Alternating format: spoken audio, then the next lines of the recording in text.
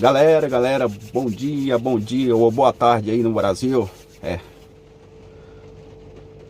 Não, ainda é bom dia aí no Brasil aí.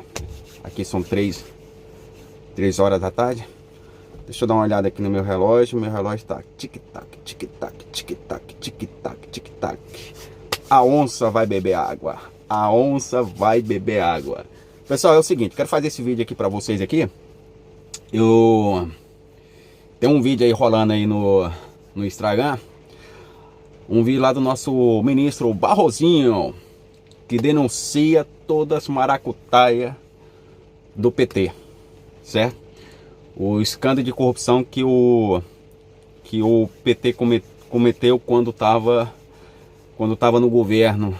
O nosso Lula ladrão e a sua companheira Dilma, né? 16 anos de PT, 16 anos de roubareira, junto com seus comparsas lá, e montou o maior esquema de corrupção que já teve no Brasil. Então lá esse vídeo fala detalhadamente como é que o Lula roubou, assim, descaradamente o Brasil todo, sem dó, sem piedade, né? E se você pegar os 16 anos de PT, esses 16 anos assim de corrupção das grandes, e você comparar o que aconteceu nessa pandemia, eu acho que nem o vírus conseguiu matar tanto aí no Brasil, né? Infelizmente. É triste a gente tocar nesse assunto, né? Foi 600 mil casos de morte. Ainda tem pessoas que estão com essa doença, tem pessoas que estão morrendo aí no mundo aí fora, mas nem 16 anos. Se você pegar 16 anos, vamos lá, de corrupção no Brasil, na era PT, se for fazer os cálculos aí, meu amigo, você fica doido. Quantas pessoas morreu no SUS, né? Aí no hospital público do Brasil. E foi milhões desviados da saúde, certo? E assim vai. Se a corrupção é grande, a maracutaia é sem fronteiras, tá entendendo? Aí, por que eu tô tocando nesse assunto? Eu vou fazer essa montagem com o que eu tô falando aqui e com a montagem que tem o nosso amigo Barrosinho, né? Mané. Não é não, Mané? Por que eles estão doidos? Que eu acho que chega 2023, achando que vai botar o ladrão lá de novo, certo? Olha a manifestações que está tendo no Brasil todo. Olha o que se tornou o Brasil no dia 30 de outubro até agora, 16 de novembro. A cada vez mais a população está clamando e o povo está indo nas ruas. Uma pergunta que não quer calar: onde estão os 16 milhões que votaram no Lula? Desapareceu assim num passo de mágica? Foram embora? Foi para a Venezuela esses 16 milhões? Não foram, porque não existiu 16 milhões que votaram no Lula. Foi uma grande fraude. Por que eles não querem entregar a fonte? A fonte das urnas para os militares? Porque eles sabem que foi manipulada essas eleições esse ano. E a maracutaia que eles fizeram para que o Lula votasse ao poder, eles conseguiram. Aí você pergunta, esses caras passou a vida atacando o PT, passou a vida denunciando os crimes do Lula, e hoje estão todos assim, ó, todos os ministros, tirando os 2 lá que o Bolsonaro indicou, né? Você vai ver, se você vê o nosso cabeça de ovo aí denunciando a corrupção do PT, do Lula, né? Você vê o Gilmar Mendes. Então você vê toda essa corja que tá aí dentro, essa quadrilha que hoje tá assim, ó. E outra coisa interessante, o Lula fez uma reunião lá com os ministros, sabe? Às 15 horas da tarde do Brasil. Aí depois, mais ou menos 1 hora, depois das 16 horas, o Gilmar Mendes desbloqueou uma conta dele lá de 5 milhões lá, que estava lá bloqueada pela Lava Jato. É muita coincidência, não? Pois é. E outra, tem outro vídeo agora rolando aí falando sobre as unhas, a fonte das unhas. Então é o seguinte, dá uma olhada, compartilha esse vídeo sem dó, até chegar os ministros, porque a gente quer que eles fiquem assim, ó, com a bunda assim, ó. Porque eu não tô vendo a hora dos militares meter a mão nessa cambada de vagabundo e todos ir pra cadeia, meu irmão. Sabe? Porque lugar de bandido é na cadeia. Entendeu? Um forte abraço e fica com Deus. Então, Charles, pode ter acontecido duas coisas, e as duas são graves. Eu não sei exatamente em que momento isso acontece, se é no software da urna, se é na transferência ou se é no software que vai fazer a apuração. Ele pode ter enviado os dados para compilação fora e aí o servidor devolve, ou ele pode ter puxado um outro programa, esse programa roda para ele, apresenta o dado e cai fora. Como se você abrisse um restaurante japonês, né? E na hora de processar a comida, em vez de ser feito no teu restaurante, você manda essa comida ser processada fora e os caras te entregam pela porta dos fundos, entendeu? E você fala que você fez. Ou, na hora de você processar, você chama um cozinheiro de fora, ele vem cozinha para você, depois ele vai embora e você fala que fez. Pode acontecer essas duas situações, entendeu? Ou você manda os dados para fora, processado e devolve o dado pronto, ou você chama alguém, ele vem, processa dentro e depois ele vai embora. O fato de ter acessado alguma coisa fora abre essa possibilidade de ter sido feito alguma coisa externa. E isso não poderia acontecer. Não faz sentido um software de apuração ele acessar uma biblioteca externa do GitHub, que é uma biblioteca que todo mundo acessa. E essa outra biblioteca aí que eles falaram também, o repositório, não faz o menor sentido. Burrice total isso daí. E os caras pegaram. E com certeza houve fraude. Com certeza houve fraude. Os caras vão tentar apagar, mas isso daí é prova de que o sistema foi quebrado, entendeu? É como se você fosse no banco, cara, e você tentasse acessar sua conta no Itaú e de uma hora para outra, durante o processamento, o sistema abrisse uma conta no, sei lá, no cloud do Google para fazer uma consulta lá, sei lá do que, e depois devolvesse para você alguma coisa, entendeu? A tua conta é fechada, cara. Quem tem que processar é o servidor do banco.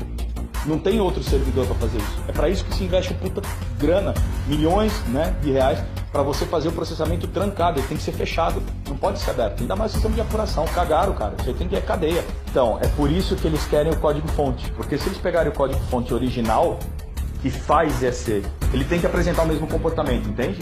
E aí você tem a chamada pro endereço. Lá vai ter a chamada pro endereço. Mesmo que eles tenham o código binário, você consegue desencriptar isso daí. Porque ele está em linguagem de máquina, você consegue passar para a linguagem de código-fonte. Por isso que eles não querem apresentar o código-fonte. Porque se apresentar, ele vai saber onde é que está. E tem um outro detalhe. Se como eles têm os dados originais, teoricamente os não corrompidos, se você rodar no código original que o STF apresentou para eles, o resultado vai dar diferente. Porque como não tem o código malicioso, ele não tem como fazer a diferença e ele vai apresentar o mesmo, ele vai apresentar o resultado novo, real. Por isso que eles não querem apresentar. Porque quando você der o código fonte, das duas, uma, ou você apresenta a trapaça e aí você tem os acessos externos, ou se você apresentar o código que eles teoricamente apresentaram para o Exército falando que aquele era o correto e ele não tem nenhuma interferência, quando você rodar com o banco de dados original, ele vai mudar o resultado. Percebeu onde é que está a cagada? Por isso que eles pediram o código-fonte. O código-fonte original com o banco de dados original, das duas, uma. Para ele rodar e dar o mesmo resultado fraudado, ele vai ter que ter o mesmo comportamento. Então ele vai ter que fazer acesso ao servidor, ele vai ter que acessar o servidor externo para poder corromper os dados e gerar o mesmo resultado. Se o STF apresentar o código que não tem adulteração, e teoricamente é o código que está funcionando, com os dados originais ele vai apresentar o resultado verdadeiro, que pode mudar e aí ser o Bolsonaro eleito e não o Lula. Percebeu a sinuca de bico que eles estão? Ou eles apresentam o código que falsificou, e aí você vê ele falsificando para poder representar o mesmo resultado, ou você apresenta o que teoricamente eles falaram que é o código original, e quando rodar no banco de dados original, ele vai apresentar o resultado final. E aí não tem como aparecer, aí a fraude aparece do mesmo jeito, percebeu? Puta sinuca de bico. Cara, é alguma coisa que deve estar para estourar aí para os próximos dias, cara. Você pode ter certeza disso que vai dar merda. vai dar merda, fudeu. Por isso que os caras pediram com urgência. Então assim, se os caras apagarem todos os rastros, eles vão ser obrigados a compilar e vão ver que o resultado foi outro. Se os caras não apagarem os rastros, aí eles vão abrir o resultado e vai ver que houve fraude. E aí os caras estão fodidos. Tá fudido, entendeu? Eu não sei que merda que os caras podem fazer, mas eles estão fodidos. Por isso que tá esse silêncio e o êmbolo tá pressionando, entendeu? Os caras estão ficando sem saída. Vai dar merda. Por isso que tem exército pra tudo quanto é lugar, tá? Porque a hora que vier, aí não tem mais como segurar, entendeu? E aí vai estourar. E, presidente, eu me permito observar que os números da atuação da 13ª Vara Federal de Curitiba são muito impressionantes. Foram 179 ações penais, com 553 denunciados.